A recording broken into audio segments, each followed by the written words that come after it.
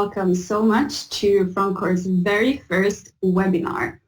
I'm Frida and I work as a content marketer here at Frontcore, and we are so excited to share our knowledge about the training industry with all of you guys. In this webinar, we will be tackling 3 megatrends in the training business and the opportunities that come along with them. The webinar will last for about 45 minutes, and we have decided to have a question section at the end. So if you have anything you want to ask the panelists, use the chat function to send your questions in, and we will answer all of them at the end. We have an amazing panel here today, so without further ado, let us hear a little bit more about who they are. Doug, do you want to start? Absolutely. Hi, everyone.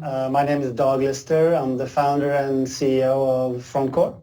We work with training providers and in automating and simplifying training management through our software. I'm really excited to be here today. I come from a background in business, studied finance at Wharton Business School, and then I joined McKinsey for a few years, and back in 1992 I embarked on an entrepreneurial path that led to the foundation of 2 companies in the edtech space, Frontcore and Keystone Academic Solutions. And I guess when I'm not working, I'm oftentimes on my bike, enjoying a good workout and looking at a power meter. Okay, let's hear from Tom.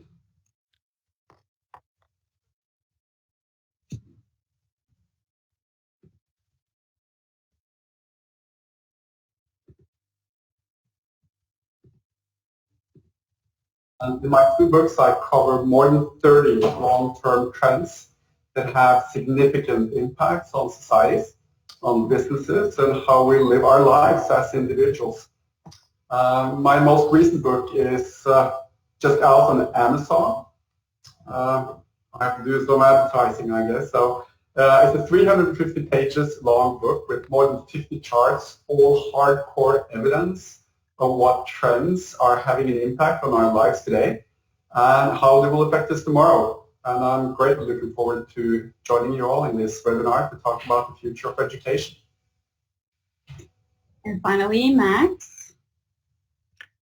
Thank you, Frida, and glad to be here. My name is Max Tukki. I'm Foresight Analysis Manager at Futures Platform, a company that builds and hosts a tool for all those who need to think about the future, consider its implications, and how to prepare for all the potential eventualities it may have. I'm responsible for the day-to-day conducting of the analysis and seeing that the process runs smoothly. Thank you. So a little bit more about what we're going to go through during this session. We have 3 megatrends, as I mentioned. The number 1 is the global demographic changes. Number 2 is technology changes and acceleration. And number 3 is the workforce changes. So to start off, the first one is the global demographic changes. There are multiple demographic changes going on in the world right now. And I was wondering if Tom would like to introduce us to these changes and how they are currently affecting the training industry. Sure, I'll be happy to do that. So first, the basics on demographic data. So that tells us something about who we are. If the population is rich or poor, if it's young or old, how many children we have, how educated we are, what values we have, if we live in cities or not. All those are demographic data. And in my first job, I worked in market analysis, and we use demographic data all the time to make conclusions about sales of products. And we knew at any time what age you had the highest spending. That was 47. After that, consumption fell. And we could tell you exactly when you would spend most on a car, on a housing, or medication. And for those working in education, there are a couple of megatrends I'd like to point out that I think will have great impact on your business in the coming decades. The first one you all know, it's more older people. The share of older people will increase dramatically in the years to come. Today, figures show us that we are more than 1 billion people in the world above 60, and that figure will more than double by 2050. In Europe, the share is even higher. 25% of the European population today is more than 60. In 2050, 35%. You see the same figures all across the world in Japan, Korea. Japan, the oldest society in the world today. That share will be 40% in 2050. So we're talking about a dramatic change in how old we are, and there will be a major shift in terms of how many young and how many old people we are in society. And that will have significant impact on education, as education traditionally has been made for younger people, so we will see a huge change there. I can cover a couple of other trends that I think will influence us dramatically. I mentioned children. There are fewer and fewer children born in the world today. And that happens all over the world, in poor countries also. In Norway now, the figure is 1.6, Brazil 1.7, Japan is 1.4, Korea is less than 1, 0.9. And there's hardly any developed country which have replacement level as we speak. The big exception, of course, is Africa, but even here it's falling, and it's falling greatly. And that brings us to a third megatrend, which I also cover in the book, and that is lack of manpower. There are just simply not enough hands in many nations today to do the work. And we will see that in more and more countries, that there are just not enough workers. And for those who are left in work, the so-called dependency rate will increase dramatically. So basically that means that fewer people will support more old people.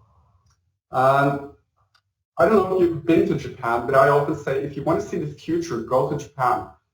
In Japan, you can see a much higher share of old people, low birth rates, and the consequences of that have been more than 20 years of falling economic growth.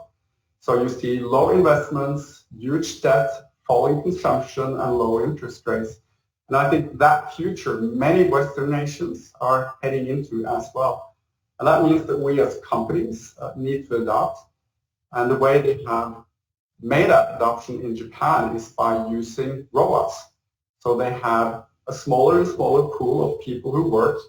And the only way you can increase their productivity is through education and robots. And they have invested huge amounts in robots in order to make each worker more productive.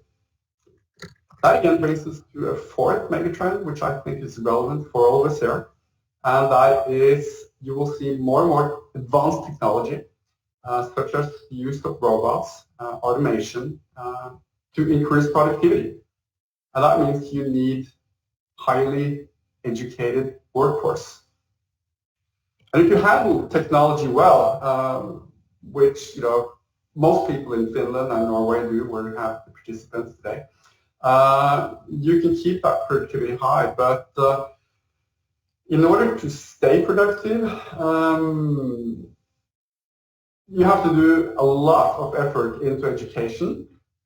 If you handle the technology, you can see your salary increase because those people with those skills are in demand and their salaries will be good.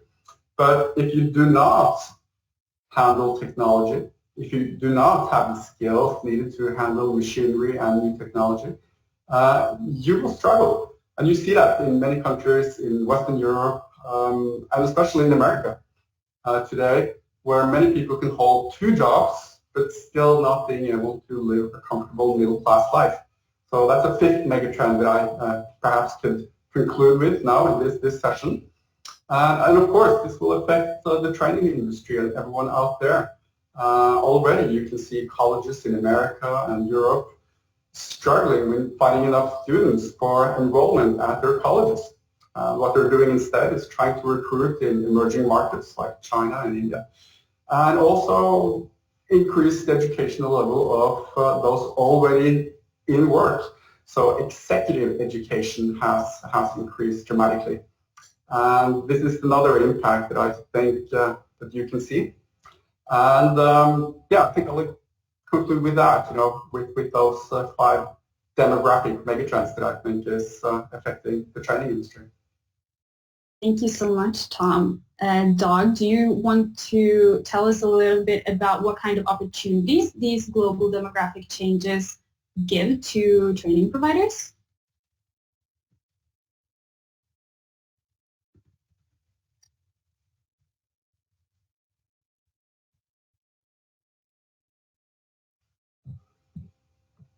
Personally, I think it's really exciting to be part of the training industry at the moment with all of these trends we see. And I think, in my opinion, a big opportunity is actually the growing awareness in us as individuals, because it begins with us as individuals, that we need to continuously learn and grow to have successful careers and to have good and meaningful lives. I think that's a massive trend we see, which also, of course, will drive the demand for training. And I also think in the corporate world, we'll see the same. I think business leaders today, they need to own up to the fact that if they want to have a business in 5 to 10 years, equipping the workforce with the necessary skills is an absolute essential part of the strategy. I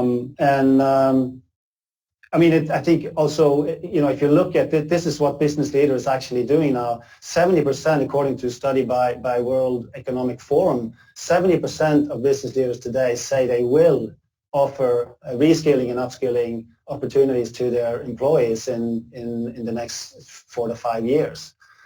And all the trends that you mentioned, Tom, I think, it's massive to see that life expectancy has gone up from 64 years in 1955 to almost 80 years in 2020 in Europe. And as we live longer, we work longer, and we need to learn longer. And that's also driving the underlying demand for training. And I think alongside the declining birth rates, of course, the demand and the war for talent is also heating up, which means, with a smaller workforce to actually build, the welfare that the bigger population should enjoy, we need to increase productivity. Because the declining working age population can't do that with the current business models. So automation, digitalization, globalization, and technology will play a big role in actually making sure we can increase productivity. Which means, again, the current workforce needs to be upskilled and reskilled to master those new skill sets that the new technologies demand. And I think I probably will conclude with also saying that not only is there, I think, individual commitment to this, there's a corporate commitment to this, but there's also political commitment. Because you see now, like in the EU, there's been a strategic framework in the EU now over the last 10 years to really increase participation in lifelong learning.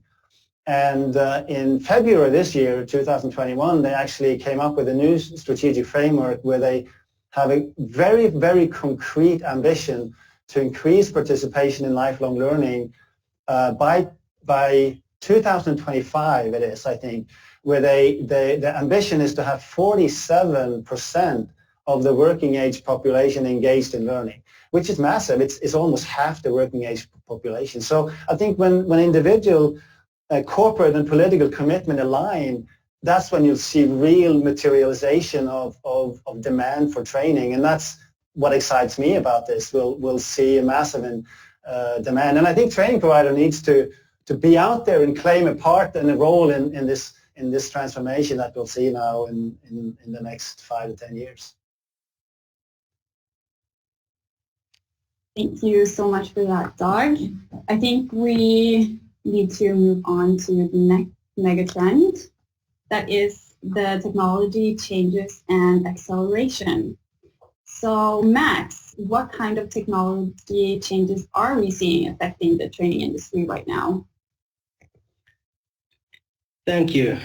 Well, first of all, when discussing the technology megatrends, there is one megatrend that is obvious and that influences the training industry, and that is, of course, digitalization and all the various areas that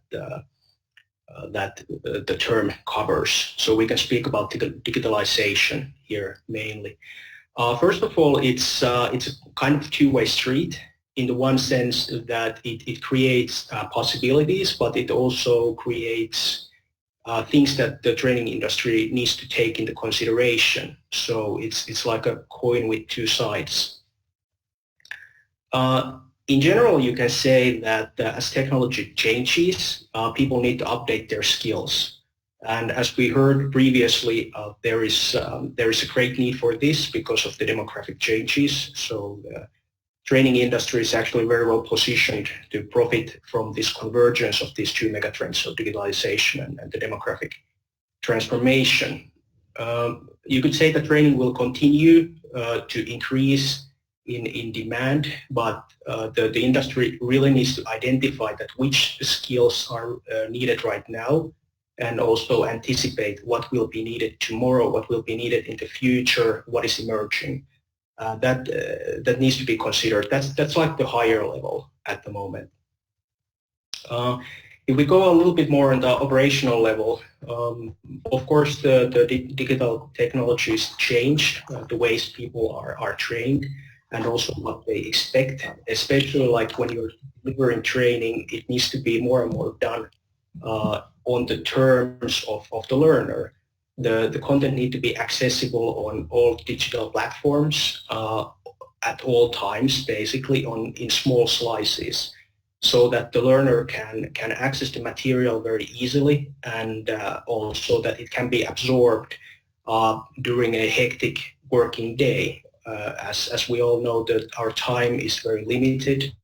We have a lot of tasks that we need to take care of, and if we just can squeeze in the training in a little bit smaller sections of our day, that is something that the digital worker of today appreciates, I would say. Also, this creates challenges, like when training is delivered on digital platforms, there is the challenge of engagement, how to keep people engaged, and that is something that even though we have surveys, whiteboards, questionnaires, so forth, I think this is something that really needs to be addressed still, and we haven't really found a good solution at the moment. One reason is that the digital technologies are actually still quite new, like historically speaking, and there will be development on this.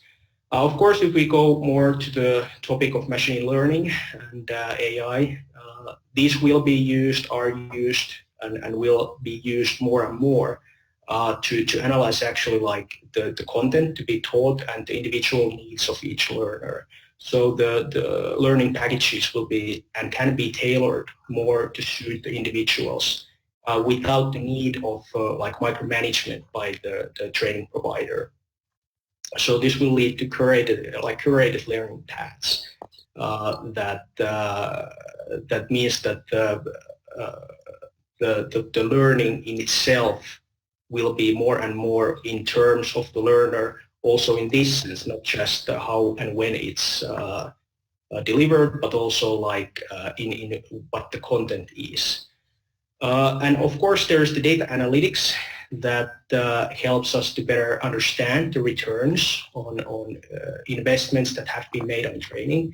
However, of course, this needs to be considered in the sense that what is being measured. And we need to measure the right things. Of course, this is quite obvious, but it needs to be stated again and again.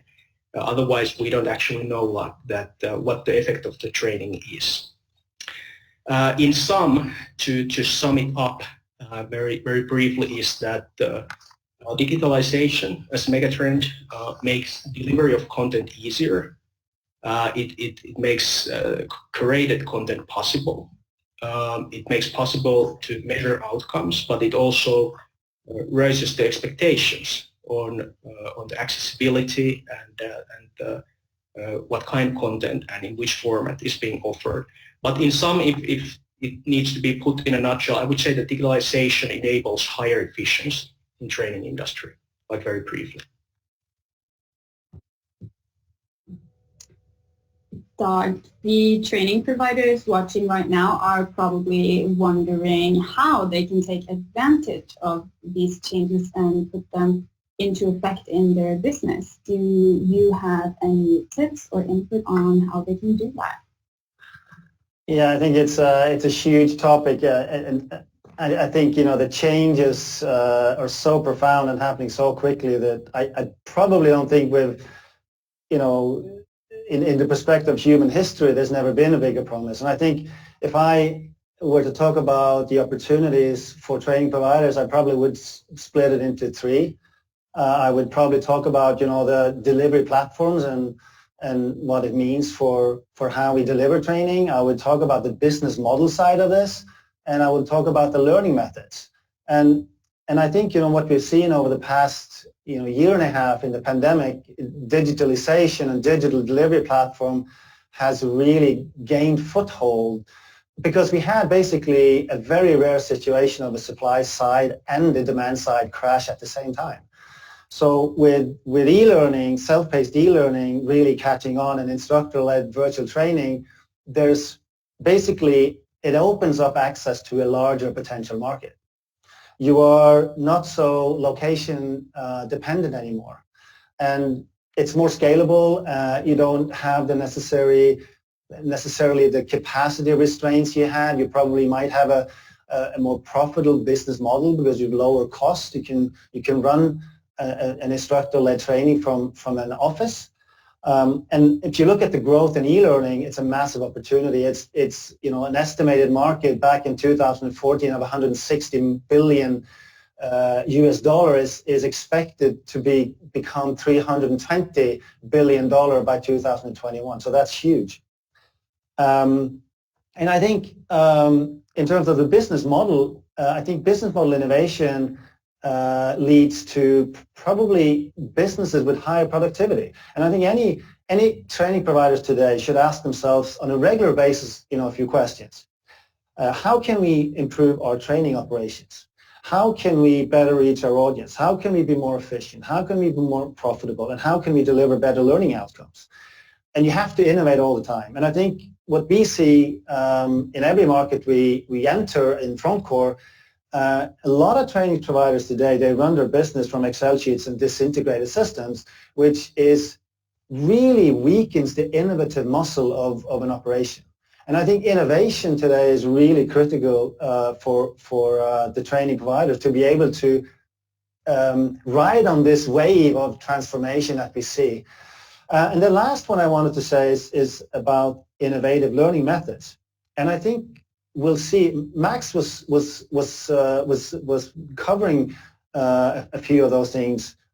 I think it leads to better learning outcomes, which is essential today, because what Max talks also about, in the future, we'll have big data, we'll have blockchain, we'll have artificial intelligence, we'll have learning analytics, gamification, mobile learning, augmented and virtual reality, which makes it so much easier and transparent to show, you really are giving value for your training in good learning outcomes.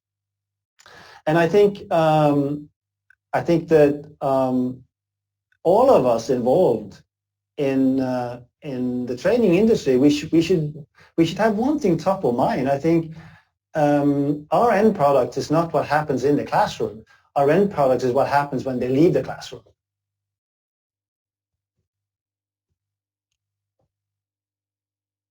So thank you so much for that, Doug. Let's head over to our third and final megatrend, the workforce changes. So currently we're seeing a lot of changes in the workforce. Some of them are a result of the COVID-19 situation, but they will still have an impact on how we do training in the years to come. So Tom, do you want to start talking a little bit about this? Sure. So I think when the COVID struck, everything felt like a crisis. But what we saw with the pandemic when it struck is how amazingly fast mankind adopted to the changes. And I think the corona pandemic taught us at least three things. And the first thing is COVID accelerated the megatrends. All the trends that we have seen, for example, working from home, it's been possible for years, but with COVID, many of those trends, many of those 30 trends that I cover in the book have been accelerated. Take online shopping. It's a megatrend. That was accelerated dramatically when COVID struck.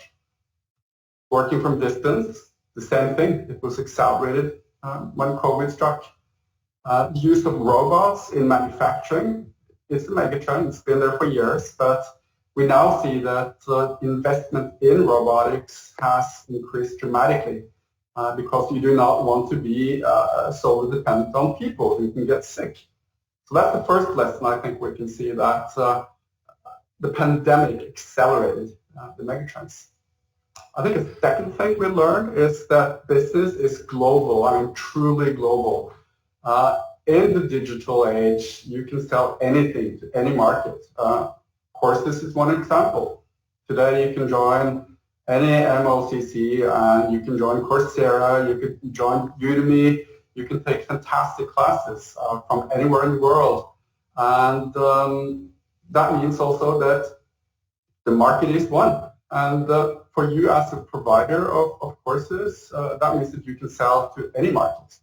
At the same time, anyone can sell to your market. So Norway or Finland or any country is now open. It's global. And take my latest book, for example. My publisher was English. He lived in England. The guy who did the layout lived in Pakistan. The proofreading was made by a guy in Nigeria. And I can continue. So you have people from all over the world working together in a project, publishing this book on Amazon, which is available across the world. So if you can sell a product, you can do it today cheaply and all over the world. So there's a huge opportunity there to sell your skills, your unique skills, to the whole world. So I think COVID made us realize that the world is digital and so is the workforce. The workforce is global increasingly. And I think the third thing we should conclude from what happened is that changes can come dramatically fast. And that means we have to have a business model which is agile and who can adapt to changes fast. I think we need to think ahead and prepare for what we know will come, like the megatrends, as well as being prepared for what could come, like the pandemic. So making scenarios and preparing for different scenarios is crucial. It's never been more crucial. You do not want to end up like Kodak. They saw something come but decided not to do it. And the same can happen with anyone with a business model today. So I think the best thing you can do is to keep yourself, your employees, your company updated, update your strategy and business model, and always be on the alert. That's never been more important in the workforce today.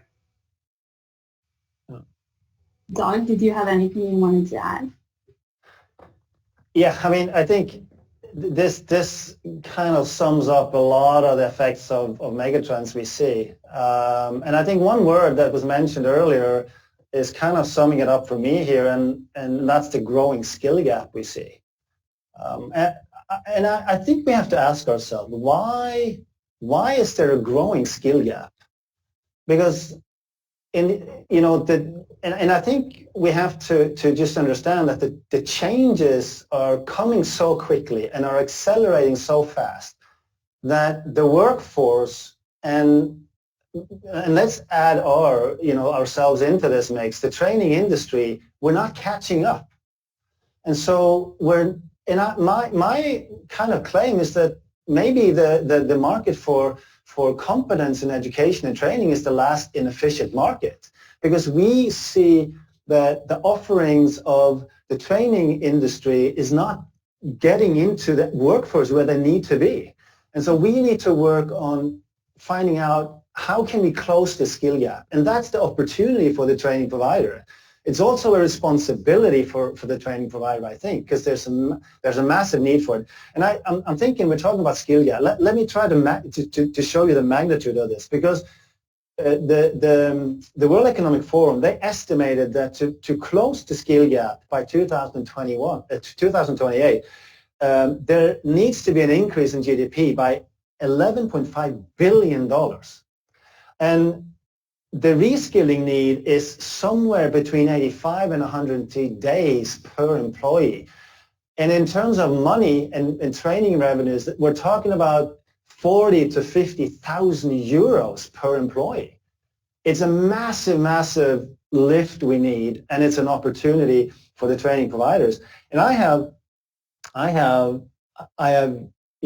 5 very specific points that I think is what the training industry needs to focus on. And number one, because we know now that these changes are happening. We can even, I dare everyone to read World Economic Forum's report, The Future of Jobs. This here should be actually a curriculum for anyone in the training industry. Because we know for a fact that a number of jobs will disappear, and we know a number of jobs will emerge, and we know it now. So it's just to start preparing for that need of reskilling and upskilling the working population. But I think, in my opinion, you have to be relevant. You have to develop training offerings that meet the need that meet the core competency in the workforce and what the market demands. You have to be available. You have to actually deliver the training modalities requested today.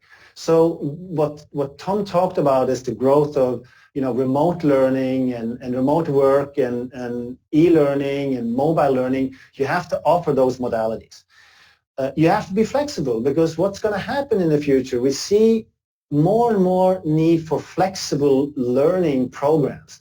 Corporations they need to have customized learning. So you should have a platform, but you should also be available to adapt that program to certain individual needs. And then you need to be customer-centric. I think more than ever, Max mentioned it, the measuring of the return on your training is going to be so important in the future. And so you have to deliver good learning outcomes. And the last one, I think you have to be innovative, because the changes are happening so fast, and they're going to become even faster as we go into the future, when big data science and artificial intelligence and machine learning is entering this space.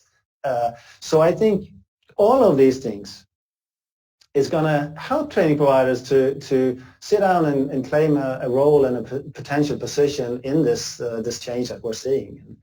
And we know that, World Economic Forum says 85 million jobs will be displaced, and more than 90 million will emerge in the division of labor between people and machines in the future. So I think that's we should all be excited about this, because there's so much opportunity, but we also have to do the work. We have to kind of go out there and educate ourselves about what this is, and mobilize our training staff and training organizations to be equipped to actually take the position we want to. So Doug talked a little bit about the opportunity now for the training providers. Do you have anything to pitch in when it comes to that, Max? Yeah. I would say, like what we heard the two gentlemen talk here is those are crucial things, and the change we see is it is very fast. We have to innovate. We have to stay ahead of the change. We have to practice foresight regarding like what changes the industry, what changes the environment in which I am, in which my company is currently working, or my organization. I would say that there is still a divide here. There are some skills which are in global need, and some skills which are like universal, and those are such that can be provided on digitally and are not reliant on local knowledge. And there is of course a market there. The market is global. What is very or what is good to understand is that there are of course like local skill needs also, and those skills can be very localized, and understanding the local skills or skill needs is something that you pretty much have to be on site, or at least you need to have some local understanding. And these two markets are something that I think have already and will continue to diverge in the sense that you can act in one location, of course, or multiple locations, or you can then offer these universal skills on digital platforms all over the world. And here, like the business opportunities exist, but they're a little bit different in kind how to approach them. And I would say more on general note is that these two markets, of course, it requires to understand where there is a market, and but it also creates the opportunity to actually create a market. And if we think about these local changes or understanding concerning the local skill needs, if you are able to identify locally that, for example, in your own country, that there is or there will be some skill need soon because of, for example, there is some industry which will eventually anyway have to or need to update the skills of their employees in some specific field, then you can leverage that and be the first one to provide that. But that requires understanding the trends and the industries that are at work or that operate in the specific country. However, that may be, it is very clear that a training business that can answer the call or the need of the global and local changes, the changes are always like manifested locally, has huge opportunities right now and will continue to have them. Training industry, I would say, is one of the few industries that actually can really make a big difference in the coming years and has huge opportunities. That is my own assessment on the situation. Thank you, Max. So we've talked a little bit about a lot of changes in the industry and in the world as well. How can training providers use these changes for their advantage, Tom? Well, as we mentioned, I think opportunities are huge, and in all senses, like you can keep your existing workforce stay in work longer, you can increase their productivity, you can use on-the-job training, and BMW in Germany, they saw that there were just not enough young people with the skills to keep BMW competitive in their manufacturing in Germany. And what they did was to retrain the older workforce to make them stay in work longer, to increase their productivity, and also incentivize them by staying longer. As for the younger workers, they use training as an incentive to give them on-the-job training, to make sure that training was always state-of-the-art, so that you would always stay on top in terms of maintaining your skills, and that would make you more competitive. Does any of you have anything else you want to share about these megatrends that we've been talking about before we head on to the question section? Now is the time. Well, I just wanted to say one thing. I think, we, in the training industry, we need to drink our own champagne. We need to also not forget, we need to reskill and upskill all the time. We need to be innovative. We need to make sure our training staff is also equipped to deliver great learning outcomes to our customers. I mean, I honestly think, we as an industry, we can prepare the ground and we can have a direct impact in creating economic opportunity for millions of people in the future, in the years ahead of us, by offering relevant training, by going out there and understanding what the market needs and putting in place, using technology to our advantage. And I think sometimes it might be a little bit scary to think about all this, but I think it's about putting one foot ahead of the other and making small strides and going in the right direction and starting at least and moving in the right direction.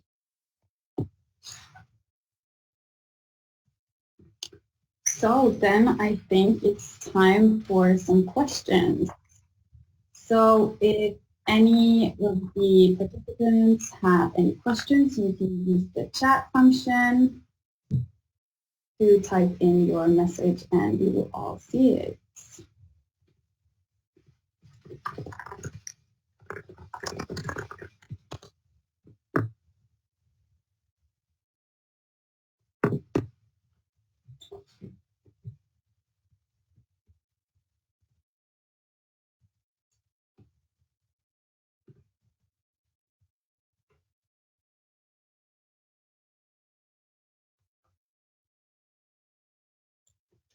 So I got one question here. What are the best platforms to gain knowledge about the megatrends in the training industry? Maybe you can take this one, Max. Well, the best maybe I can do a shameless plug here. My own company futures platform. Of course, I couldn't resist the temptation. That's a good place. That's a very good place to start.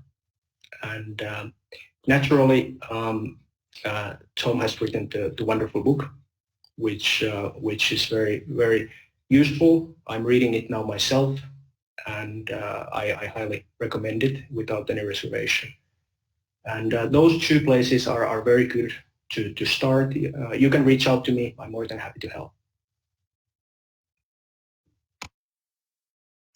And here's another one maybe for you as well, Max. How can you use data to gain success as a training provider? Well, I would. This is a difficult question for one obvious reason, and it is that always when we have data about whatever, the question is how it relates to our decision making. And I would say that whatever data you have, whatever data you collect, this is the high level view. You have to understand where it points, and you have to have a clear question that you are actually asking. You may collect data on the demographics on the markets, but you need to understand where it points. And this is you need to take a more holistic view. What are the changes this proposes? And I would say this is the general answer. More specifically, I don't know actually the situation of who asked the question, but take the data and look at the other trends that are affecting the training industry as well, and try to see where the data points in needs-wise, where is the demand actually. I think also, just if I may add something, I think data is quickly becoming the currency of our digital lives.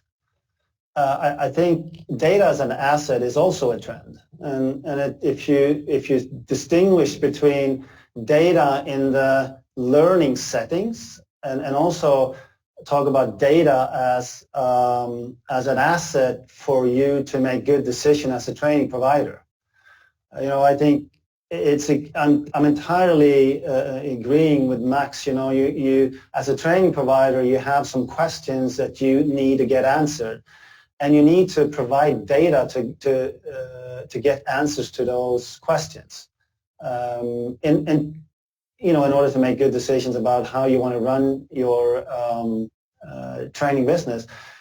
But I think, and that's a short perspective on this. If you look at this from the long-term perspective, now when you have data, big data science, and artificial to intelligence aligning in the learning settings, you will have the possibility to extract, understanding, at a much higher level than we do today.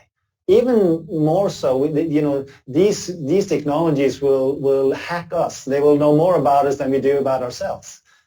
And so this is a massive opportunity, but it's not one that's fully happening tomorrow, but it's going to come. And I think this is something anyone that wants to run a training business in the next 5 to 10 years will have to start investigating and looking at how that will affect the industry. We have a few more questions here. One is, has English become the training language? Any data or experience on that?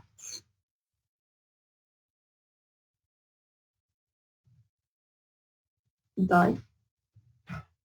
Well, I do not have data to substantiate the question. It's a really good question, I think. I think what we're seeing in the e-learning market today, if you want to provide a global offering in e-learning today, in some industries you'll find that English is probably the language of preference. If you want to scale a business and you don't offer the training in more than one language, you can get by. And then there's, like Max said, there's some more regional and national type of training that's oftentimes done in the local language as well. So I think we're seeing a trend probably more towards English. But I also see, I don't have, the concrete numbers to tell you how much the trend is actually materializing right now.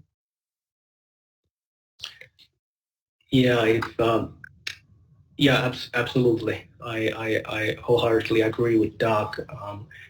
On my experience, I have no data on the question either. It's a very good question. On my experience is that it is appreciated if you can provide training with the local language. It is very much appreciated. There is English is very useful to have. It's a must-have. That's no-brainer. But by myself, I've experienced that lead generation is, for example, if you have local language material, is easier.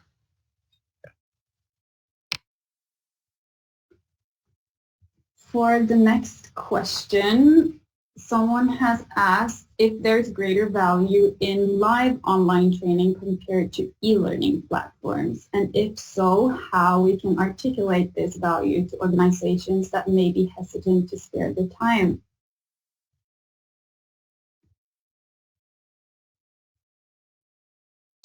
Anyone that wants to answer can jump in here. Well, if I jump in before anyone else, I would say very quickly that online learning has the added value of actually like generating shared knowledge. Like people can actually share what they know. The online e-learning doesn't have that. And when people come together, there is also there is always the benefit of that people actually like share what they know with one another. That's very tangible, and at least in my work, I've seen that it's something that the customers are really looking forward to. Like we need to have this, like we have the shared understanding and share our insights and understanding because it grows the abilities of everyone else. Yeah, I just want to add, I think I entirely agree with Max, and I think while e-learning does have a strong place and a strong position in the future, so does, learning with where there's more collaborative learning. I think we'll see collaborative learning also as a trend, because the networking between individuals elevates the learning outcomes for everyone.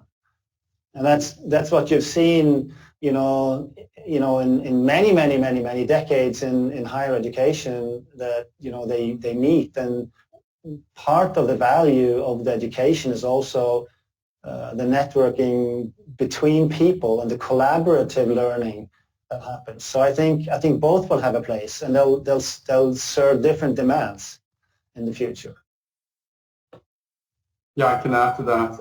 We see that, of course, online education, schooling is very flexible. It's cost effective. You can do it at very low cost. And you can be a poor girl living in Dar es Salaam, having a great education, from a massive online course being provided by Harvard. So that's a fantastic thing. But we see in practice, and there's much evidence on this, that project-based learning, that's a teaching method that is actively engaging, the students with real-life projects. This learning by doing has much more success than, should we say, traditional learning. And I think maybe in the future you will see more of a trend where teachers are not simply standing in a classroom telling the students, what to write down. I think there will be hands-on facilitators, more like a coach, like a person who gives you incentives and make you go further than, the traditional classroom has done. And you will use technology on top of that to make the learning output greater.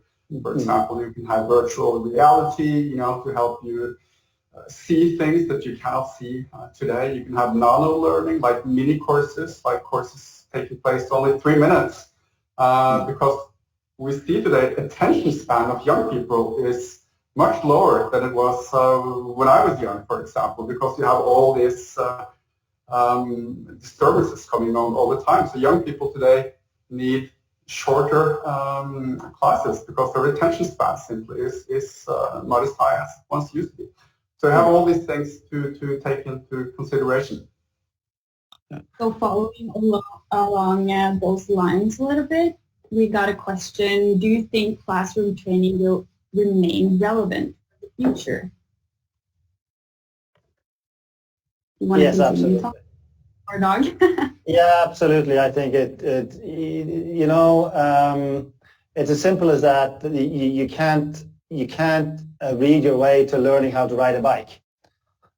There are different types of training that needs practical experience. You need to meet up and you need to get the training. So those types of training will always be relevant for attendance-based training. And I also think, again, I think the pendulum here, we're talking a lot about the digital delivery formats and how the pandemic has really driven our acceptance and our mindset towards being more open to those type of delivery formats. But I also think, we'll see the need for social and networking is also there as we learn through the different training programs we attend. So I think definitely from both a social perspective, but also from a practical perspective, I think classroom-based training definitively have a place in the training industry in the future. So I think we have time for one more question before we round off this session. The question is, what are the opportunities for mixing training, consulting, and application development service provisions? Do you want to continue, Dag? Yeah, that's a big question, actually. I think what I was going to actually say, as a remark to what Tom said before, is I think what we'll see more and more of is exactly what this is a really good question. I think we'll see more hybrid formats, meaning there'll be combinations of maybe, a virtual meeting and e-learning and maybe consulting and facilitation as the, as part of the training program. Because I think individuality and tailor-making programs to us as individuals will come. And artificial intelligence and big data and data analytics in IoT will enable this. So we can have, if you have different types of formats, you can tailor-make to different preferences what, it's going to probably yield the best learning outcome for that particular individual. So I think that's what we'll probably see when we get, efficient business model around these technologies. You'll have a provider that actually provides different, elements to different learners, actually. So I think it's a good question. I think it's bang on. I think that's something we'll see more of in the future. Thank you so much for all of your responses to all of the questions. We have reached the end of this webinar, and I want to thank all of our panelists for such valuable insights to all of the questions and the megatrends. And if you want to read Tom's book about megatrends, you can go to the website you see here on the screen, megatrend.no. And if you want to learn more about Futures platform and what Max does, you can visit him at the website in the middle. And if you need a training management system to go along with your training business, you can read all about that on frontcore.com. And the final thing I want to say is that you will all receive a link to the recording of this webinar. And in that very same email, you will have the opportunity to sign up to our newsletter. So if you're interested to join any of our future webinars, I would register onto that list. Then you can hear all of the great insights we'll have in our future webinars as well. So thank you so much for attending. And again, thank you so much to our panelists. Thank you. Goodbye.